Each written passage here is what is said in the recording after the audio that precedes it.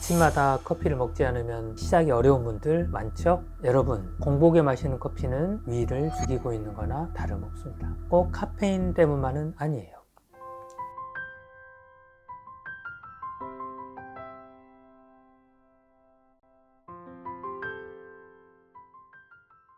안녕하세요. 속편한 담적TV 김성욱 원장입니다. 오늘은 커피를 마시면 왜 바로 위가 쓰릴까? 이 질문에 대한 답을 한의학적으로 이야기해 보려 합니다. 끝까지 보시면 커피와 위 건강의 관계를 제대로 이해하게 되실 거예요.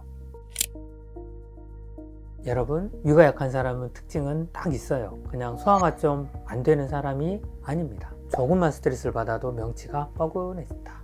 식사량이 예전보다 줄었는데도 더부룩하다. 공복이면 속이 쓰리고 쪼이는 느낌이 있다. 트름을 하고 가스가 자꾸 올라온다. 찬 음식을 먹으면 바로 불편해진다. 식사 시간이 조금만 밀려도 속이 금방 뒤틀린다. 항상 위가 예민하다는 느낌이 있다. 이런 특징이 있으면 공복 커피는 말 그대로 불난데 기름을 붓는 행동이에요.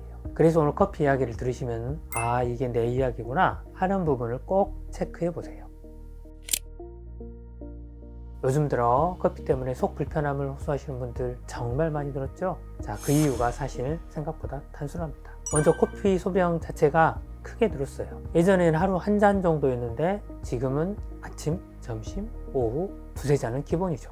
거기에 수면 부족, 스트레스 증가가 겹쳐지게 됩니다. 스트레스를 받으면 위장의 운동성이 떨어지게 되고 예민해진 상태에서 커피 자극이 들어오게 되면 반응이 훨씬 강하게 나타나는 겁니다. 그런데 이 예민한 위장에 요즘은 대부분 커피가 들어가요. 이게 진짜 문제의 주범이거든요. 그런데 눈 뜨자마자 커피를 드시는 분들은 잘 생각해 보세요. 빈속에 아메리카노, 잠이 확 깨죠. 빈속에 들어온 강력한 카페인과 탄성 성분이 위벽을 긁어버리는 게 문제예요. 특히 속이 쓰림 증상이 있는 분들, 위점막이 이미 벗겨져 있는 상태인데 거기에 쓴 커피를 붓는 건 상처난 피부에 소독약을 들이붓는 것과 똑같은 고통을 주는 겁니다. 결론적으로 말해서 요즘 사람들의 생활 습관이 스트레스가 많고 잠도 부족하고 커피도 많이 먹고 공복에 급하게 마시고 이게 합쳐지면서 위가 커피 자극을 그대로 받아내기 힘든 환경이 되어버린 겁니다. 즉 커피가 독해진 게 아니라 우리 위가 더욱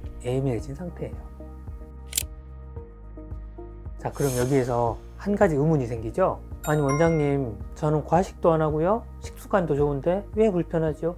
이런 질문 진짜 많이 받습니다. 겉으로 보기엔 식습관이 정말 좋아요. 근데 위가 불편해지는 데는 꼭 과식 때문만은 아닐 수도 있어요. 위장은 양보다 상황과 자극에 훨씬 민감하게 반응해요. 특히 위가 약한 분들은 특정 음식에 바로 반응하게 됩니다. 그래서 그 대표적인 게 바로 커피예요. 지금 이 불편함은 내 위가 커피를 감당할 힘이 없는 상태일 가능성이 큽니다. 그래서 위가 약한 분들이 어떤 음식에서 바로 반응하는지, 그리고 그 와중에서도 왜 커피가 문제인지 하나씩 아주 쉽게 풀어드릴게요. 위장이 어떤 음식에 민감한지부터 정리해 볼까요? 이걸 알면 커피와 결합했을 때 왜 바로 불편해지는지 전체 그림이 보일 겁니다. 카페인, 알코올, 담배, 그리고 생크림 케이크와 같은 기름이 많은 디저트 등등 여러 가지가 있죠. 위장은 원래 자극이 적은 걸 좋아하는 장기예요. 그런데 이런 음식들은 전부 위장을 수축시키고 자극을 올리는 친구들입니다. 특히 커피와 카페인은 위가 예민한 사람에게 확실히 강한 자극을 줄 수 있어요. 왜냐하면 커피가 위벽을 직접 공격하는 건 아니지만 위산분들을 확 끌어올리거든요.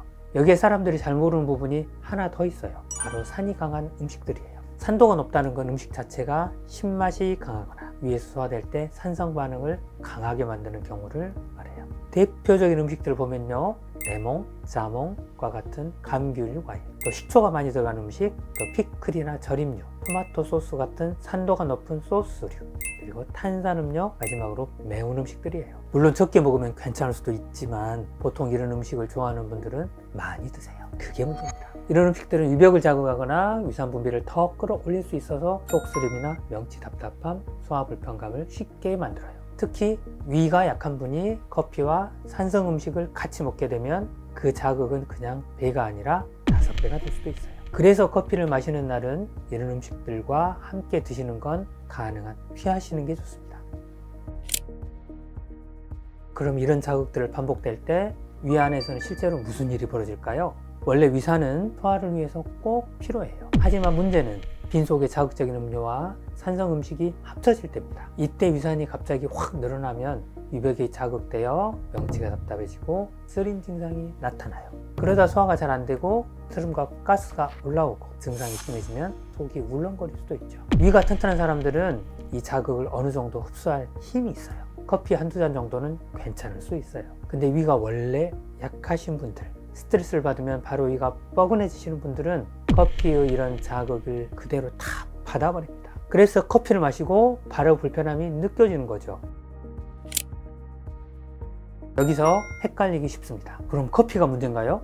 아닙니다. 정확하게 말하면 커피 자체가 문제라기보다는 커피를 마시는 생활 습관이 문제예요. 우리가 흔히 하는 행동들이 있죠. 공복에 커피를 마시거나 밥을 먹자마자 커피를 마시고 속이 불편해도 계속 커피를 마시고 피곤해도 마시고 스트레스를 받을 때마다 커피를 마셔요. 자, 이런 습관이 반복이 되면 위는 계속 긴장하게 되고 위벽이 예민해지고 결국 위산 분비도 흔들리게 됩니다. 한의학적으로 보면 이런 습관은 위를 손상시키는 행동이에요. 즉 위가 해야 할 소화와 순환의 힘이 약해지게 되고 담 독소는 점점 쌓이게 됩니다. 그래서 커피를 끊어야 한다기보다 언제 어떻게 마시느냐를 먼저 조절하는 게 필요합니다. 그리고 여기에 아주 중요한 포인트가 하나 더 있어요. 이 습관을 바꾸려면 커피를 줄이거나 조절해야 하잖아요. 그런데 이때 매일 100% 나타나는 반응이 있습니다. 바로 금단 증상이에요.